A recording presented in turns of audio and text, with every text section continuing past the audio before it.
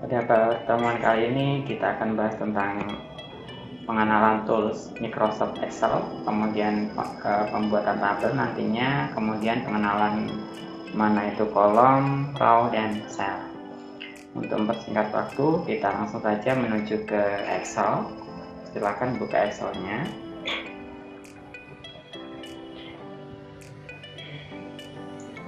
Kita buat dokumen baru. Nah, inilah tampilan pertama kali ketika Excel dibuka. Nah, tahap pertama kita akan perkenalan dulu tools yang ada pada Microsoft Excel. Diawali dari file. Jadi ini sebenarnya tidak jauh beda dengan Microsoft Word ya. File ini digunakan untuk dokumen baru, untuk membuka file nantinya, untuk menyimpan, untuk save as. Ya, bedanya save dengan save as itu, kalau save itu ya untuk penyimpanan, kemudian save as itu ketika sudah pernah disimpan, kemudian mau disimpan dengan nama yang baru, itu bisa gunakan dengan save as. Kemudian nanti untuk digunakan untuk mencetak ya, untuk sharing, ekspor, publish, dan akunnya. Nah, ini yang ada pada menu file. Kemudian menu yang kedua ada menu home. Nah, menu home ini terdiri dari banyak sekali tools-toolsnya. Jadi nanti kita coba ya. Yang pertama adalah ada copy, ada paste ya, seperti di Microsoft Word juga ada copy paste. Kemudian ini untuk font tulisannya, bentuk tulisannya. Kemudian di sini juga untuk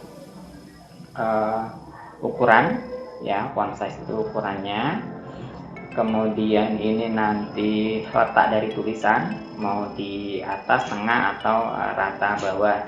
Kemudian ini juga bentuk tulisan nanti ya, apakah mau ke atas, mau menyamping, ke bawah. Nah, itu nanti menyeting tulisan ya. Nah, kemudian ada wrap text ini.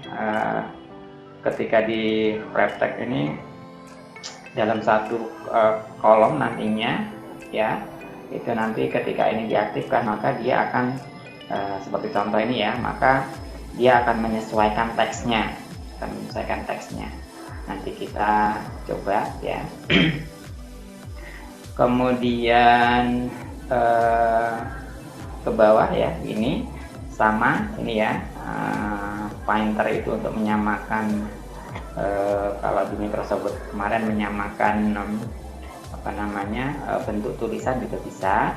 Kemudian ini ada bold, italic, dan underlines ya, ini untuk memformat tulisan juga. Kemudian ini untuk tabelnya ya. Kemudian ini warna background, ini warna teksnya. Kemudian ini rata kiri, rata kanan, dan rata tengah dan rata kiri. Ini untuk tab ya. Kemudian ini untuk menyamakan sel. Jadi misalkan saat ada dua kolom nanti dijadikan satu. Nah, kita gunakan ini nanti. Kemudian ini untuk formatnya. Untuk format ini jadi kita tentukan nanti apakah data nanti berupa apa, number, general, currency ya, tergantung dari data yang kita inputkan di dalam tabel. Salah satu contoh misalkan uang, berarti nanti rupiah, jadi nanti harus pakai currency agar otomatis nanti ada rupiahnya. Kemudian ini untuk untuk format tabelnya, untuk kondisi ya. Ini nanti kita bahas sendiri aja. Ini untuk format bentuknya, bentuk dari tabelnya nanti akan seperti apa secara otomatis. Misalkan kita pilih ini ya, nanti akan tampilannya akan seperti ini. Kemudian stylenya kita bisa pilih masing-masing bentuknya ya. Kemudian ini untuk menambahkan sel, menambahkan baris, dan seterusnya ya, untuk menghapus. Nah, ini untuk formatnya. tingginya berapa atau otomatis gitu ya, untuk tinggi dan otomatisnya. Kemudian ini untuk penjumlahannya ada penjumlahan rata-rata, numbernya ya, jumlah numbernya, kemudian maksimal, minimal, dan seterusnya. Masih banyak lagi nanti fungsi dari rumus-rumusnya nantinya. Kemudian untuk ke atas ke bawahnya ya, nah ini untuk filter, untuk misalkan mau menampilkan data, mau mengurutkan data nanti di sini. Kemudian yang terakhir adalah untuk pencarian, untuk mengganti, untuk pintasan kita mau kemana, nanti ini semuanya kita coba nantinya ya. Ini pengenalan toolsnya dulu. Kemudian ada menu tab yang kedua adalah insert. Nah, insert ini adalah intinya untuk menambahkan, bisa menambahkan tabel, gambar, kemudian juga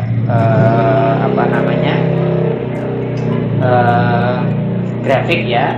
Nah, jadi nanti kita bisa menambahkan di sini. Kemudian bisa juga menambahkan header dan footernya. Jadi nanti di menu insert. Kemudian digunakan untuk equalizer dan simbol, itu juga nanti di menu insert. Jadi kalau ada menambahkan header footer, kemudian text boxnya, kemudian bentuk tulisan text boxnya nanti di sini semua, atau simbolnya, mau ada simbol mau menambahkan simbol di Microsoft Excel, nanti tinggal tambahkan simbolnya saja. Kemudian menu yang kedua adalah page layout. Nah, ini digunakan untuk pengaturan kertas. Pengaturan kertas ini perlu sekali ya. Jadi tahap pertama sebenarnya kalau mau membuat dokumen, kita harus atur kertas dulu, kertas apa yang kita gunakan.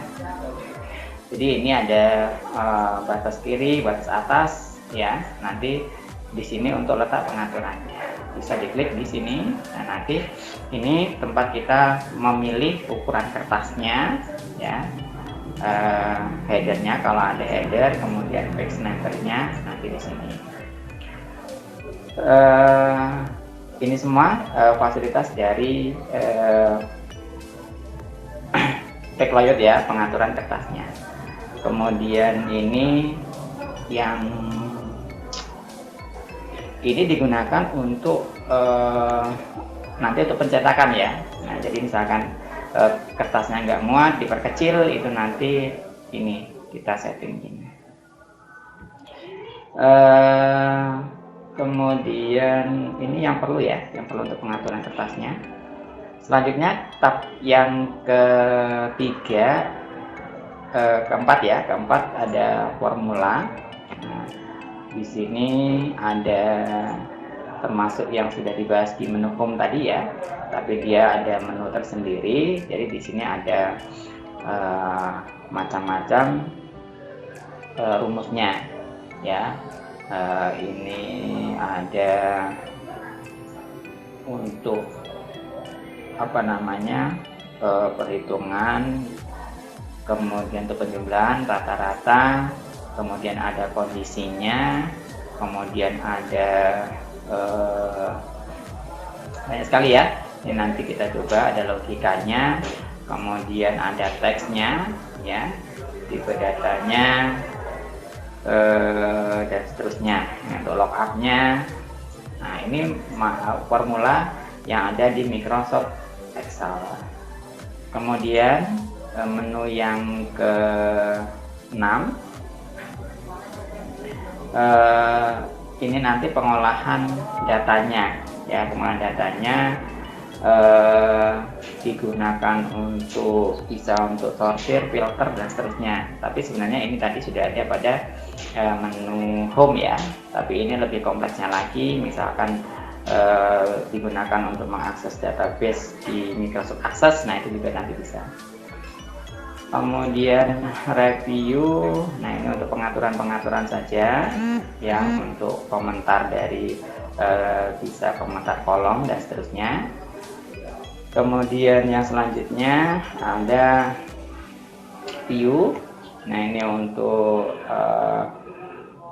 apa namanya, nanti untuk pengaturan pencetakan nanti ya, apakah menggunakan Backbricks atau yang lain ya, nanti kita juga praktek bagaimana cara mencetaknya. Kemudian develop, nah ini digunakan untuk sudah pemrograman nantinya ya, dihubungkan dengan pemrograman, bisa Visual Basic atau Macros ini nantinya. Jadi Excel juga mendukung untuk dibuat dalam program ya, jadi bisa dibuat dalam program, jadi bisa diincludekan ke program. Nah ini nanti kalau sudah terhubung ke Visual Basic, ini nanti bisa jadi sebuah aplikasi juga ya, aplikasi sederhana. Itu untuk pengenalan tools ya, pengenalan tools Microsoft Excel. Kita coba saja yang pertama. Jadi kalau ini tadi ya, untuk simpan saya kira sudah bisa untuk menyimpan. Kalau simpan ya nyimpan, kemudian letaknya di mana, misalkan di drive. Nah ini nama filenya apa, misalkan percobaan simpan. Nah tadi proses penyimpanan ya, tahap pertama menyimpan, kemudian kita ke menu home. Kita coba yang pertama adalah tabel ya,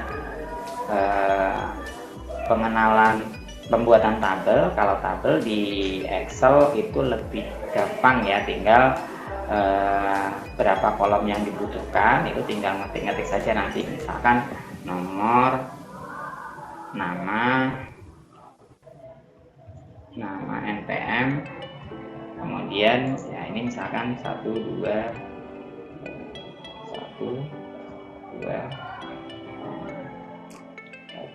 misalkan ada 2 data.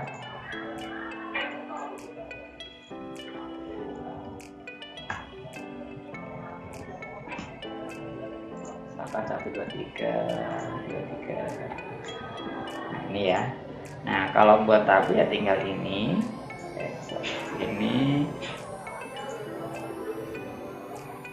jadi sangat simple. Kalau pembuatan tabel tinggal kita beri bordernya, border. Nah, sudah jadi untuk pembuatan tabel ya, sangat sederhana.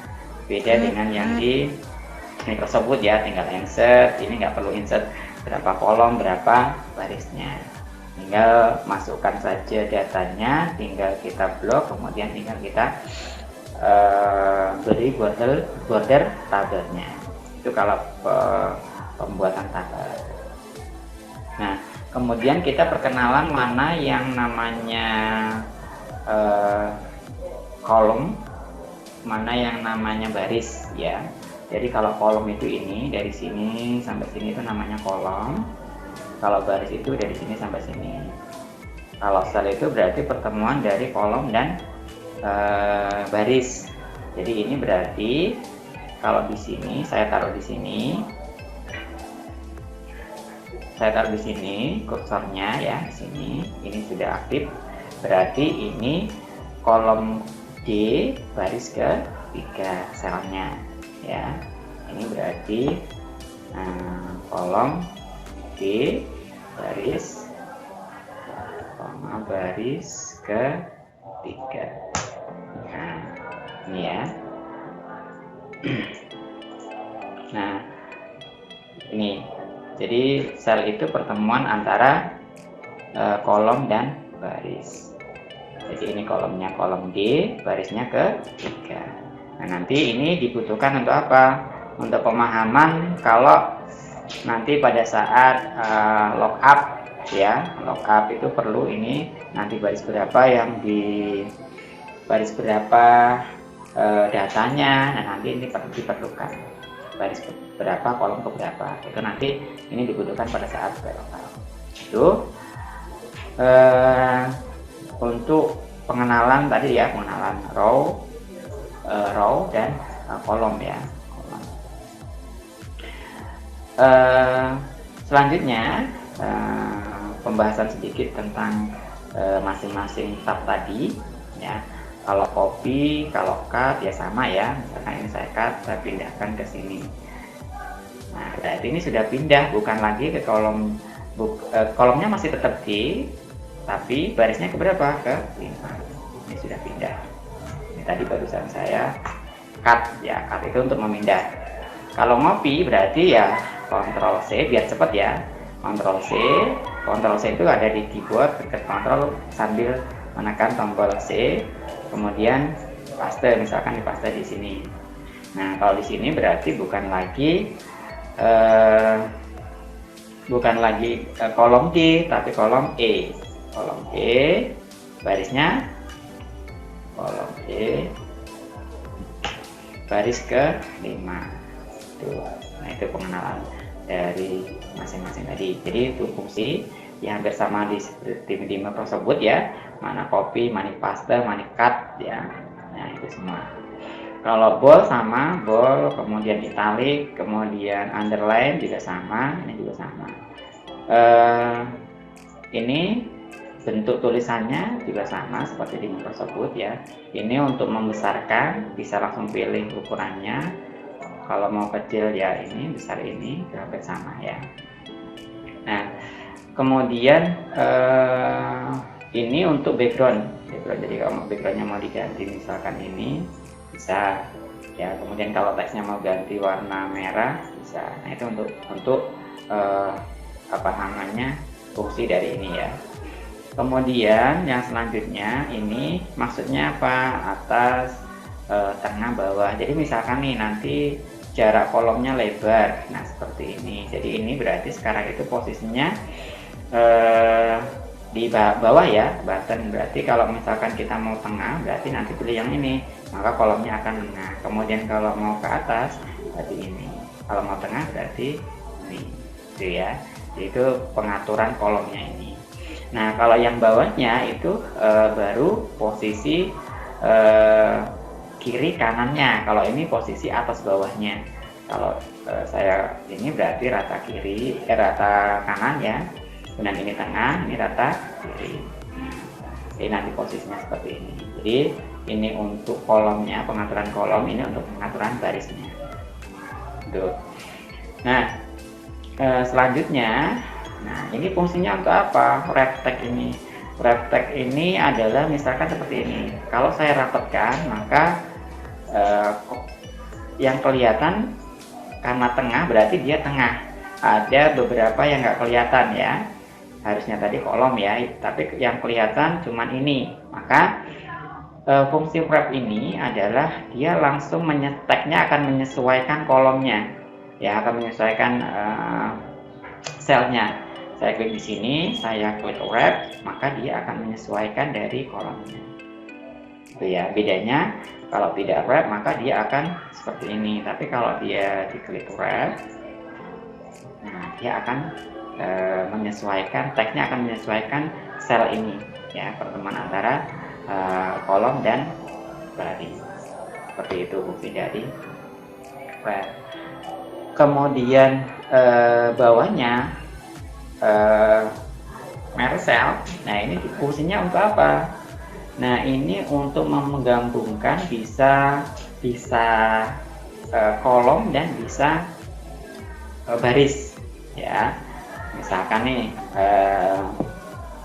ini misalkan saya yang bawah ini ya, misalkan nilai 1, nilai 2 misalkan ini ya. Nah, nilai 1, nilai 2 ini adalah bagian dari nilai. Nah, ini supaya dia bisa menyatu, maka kita gunakan merge cell-nya. Klik merge cell, maka jadinya seperti ini. Ya. Ini tadi kalau mau ditengahkan tinggal pilih mau tengah ini. Nah, gitu ya. Jadi fungsi dari merge cell itu untuk bisa menggabungkan baris dan kolom. Ini tadi contoh penggabungan kolom. Kalau penggabungan baris bisa misalkan nilai. Kalau baris berarti ini ya. Misalkan baris 1 ini ya. baris satu misalkan ini B. Nah, berarti satunya ini kita gabung. Nah, ini pengaturannya, tinggal tengah atau atas ya. Nah, berarti nanti B-nya seperti itu. Nah, ini tadi fungsi dari merge ya. Merge cell itu bisa untuk kolom dan bisa untuk baris. Nah, tuh kemudian geser ke sini, general. Ini adalah format datanya. Jadi kita misalkan nih menulis ini banyak sekali ya datanya. Saya contohkan satu saja, misalkan kita akan menulis uang ya. Uang itu berarti satuannya kan rupiah. Jadi kalau misalkan nanti kita tulis manual Rp titik misalkan 1000. Nah, ini nanti kalau mau dioperasikan dengan penjumlahan, pengurangan, maka dia terbaca teks ya. Kalau teks itu kan termasuk tipe data yang tidak bisa dijumlahkan. Jadi yang bisa dijumlahkan itu adalah number. Nah, kalau format manual kita tulis manual, maka nanti nggak bisa dioperasikan ya, nggak bisa dioperasikan. Jadi kita harus formatnya secara otomatis. Yang bawah saya bandingkan ini yang, nah ini yang cuman saya tulis angka 1000, ini yang saya tulis nanti yang rupiah ada angkanya. Jadi misalkan ini uang tadi ya, uang itu satuannya currency. Jadi ini kita pilih currency. Nah, maka dia otomatis rupiah. Nah, bedanya apa atas dengan bawah? Yang atas ini manual, ya kita tulis manual. Yang bawah ini yang otomatis kita format. Kalau nanti misalkan ya, ini kita kalikan, ya. Ini misalkan uang, ini jumlah, ini jumlah, ini hasil.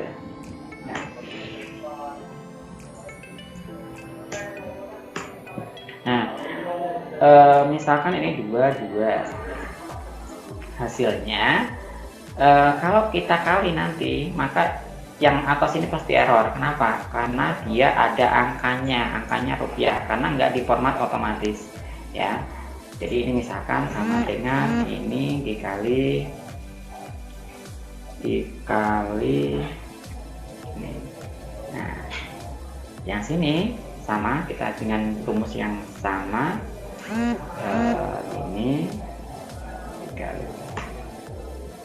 Nah, dia akan 2 dikali 1000 maka 2000. Kalau yang atas error, kenapa? Karena di sini ada rupiah. Rupiah ini kita format secara manual, kita tulis manual, maka dia error. Nah, itu kegunaan dari format ya. Nah, kalau di sini ada tanggal juga, secara otomatis nanti menyesuaikan tanggalnya apa ya. Misalkan tanggal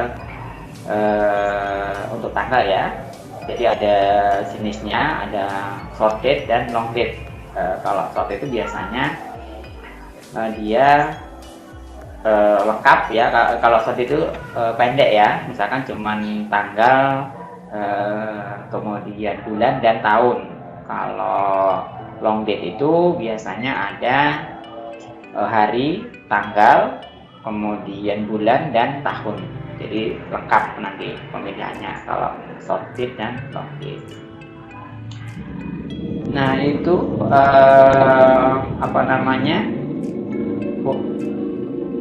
yang sering digunakan ya, artinya yang paling sering digunakan ini ya. Kemudian ini nanti kondisional nggak perlu, ini nggak tak saya bahas ya, langsung saja yang saya bahas yang ini. Nah, ini tadi misalkan mau format nih, mau formatnya mau bentuknya seperti ini, maka nanti dia akan seperti itu ya. Jadi menyesuaikan dari stylenya. Jadi misalkan nih, ini stylenya akan saya buat seperti ini. Nah, dia akan terusnya ya. Itu cuma untuk pengaturan ininya aja. pengaturan ininya, tabelnya. Kemudian ini tadi untuk langsung nanti saya bahas sendiri untuk filternya ya, nanti gampang untuk filternya nanti saya bahas sendiri. Untuk penampilan datanya saya hapus dulu. Ini selanjutnya ya, ini filternya nanti saya bahas sendiri. Ini filternya saya bahas sendiri ya, nanti aja ya. Kemudian selanjutnya penghapus untuk menambahkan ya sama, menambahkan sel. Nah, seperti di sini dan seterusnya. Kemudian hapus ya, tinggal delete sel maka akan terhapus. Nah, kalau formatnya, nah ini untuk format, ini bisa diformat secara otomatis ya. Misalkan kolomnya ini kolom sampai di ini saya mau ini langsung aja di sini ngubahnya, bisa di sini juga bisa.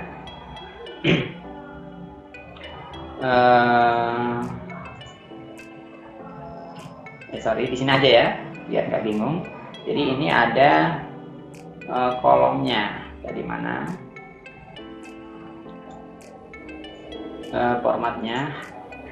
Jadi tingginya mau berapa, widthnya, lebarnya ya, lebarnya berarti kalau lebarnya kita ubah 14.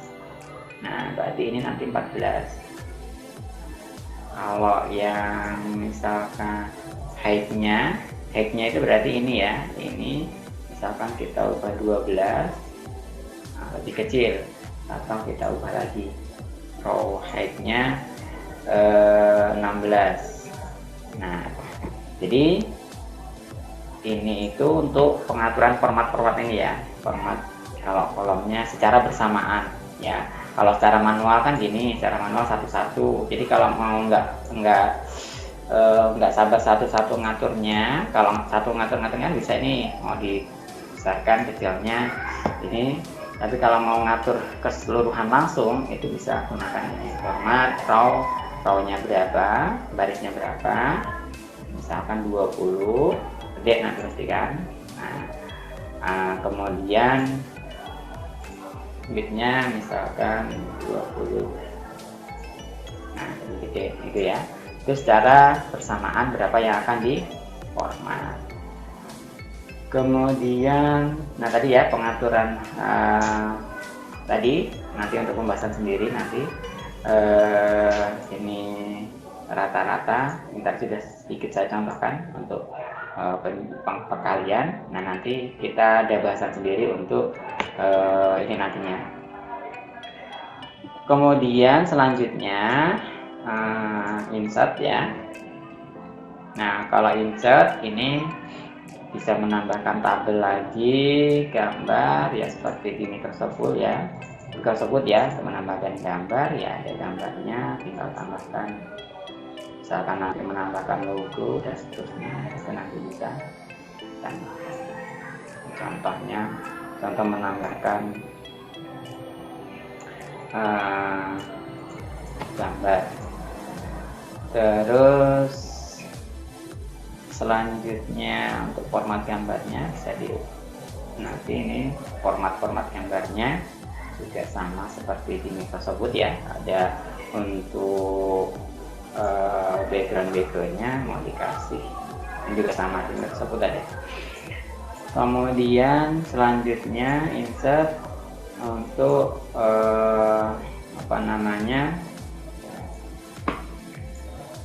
saya sedikit contohkan untuk ini contoh untuk grafik ya, mana tabelnya tinggal tinggal pilih format tabelnya kalau sudah datanya. Terus selanjutnya header footernya itu tinggal nambahkan headernya, tadi nanti ada pengaturan di page setupnya saja. Simbol berarti kalau mau menambahkan simbol ya sama seperti di Microsoft Word, simbol apa misalkan ini mau tambahkan. Nah, dan nanti di sini juga ada simbol equalizer berarti untuk matematika. Nah ini juga di Microsoft Word, Microsoft Excel juga ada. Misalkan pangkat dan seterusnya, itu nanti bisa, kemarin kan sudah dicoba di Microsoft Word ya, jadi nanti tinggal diikuti saja. Kemudian selanjutnya insert contoh page setup ya, setup lembar kerja. Lembar kerja berarti di sini custom. Nah, di sini. Jadi misalkan yang pertama kita set adalah kertas yang kita gunakan untuk lembar kerja kita nanti apa. Misalkan ada letter A4, berarti kita ubah menjadi A4 ya. Kualitas ininya otomatis saja. Nah, ini portrait atau landscape ya. Kalau tegak berarti portrait, kalau tidur berarti nanti landscape. Marginnya, batas atasnya berapa, batas bawah berapa, kiri kanan, itu nanti pengaturannya di sini. Kemudian ini header footernya, kalau mau ditambahkan bisa langsung ditambahkan. Oke. Itu ya untuk pengaturan kertasnya. Oke. Ini nanti pembahasan sendiri untuk formula, untuk perhitungan ya. Ini juga sama ya. Nah, itu dasar-dasar pengenalan toolsnya ya, pengenalan tools dan beberapa contoh dari penggunaan tools ini ya. Nanti ada pembahasan tersendiri masing-masing. Ini cuman contoh sederhana penggunaan tools ini. Baik, itu materi ini. Kita sambung nanti ke pertemuan selanjutnya.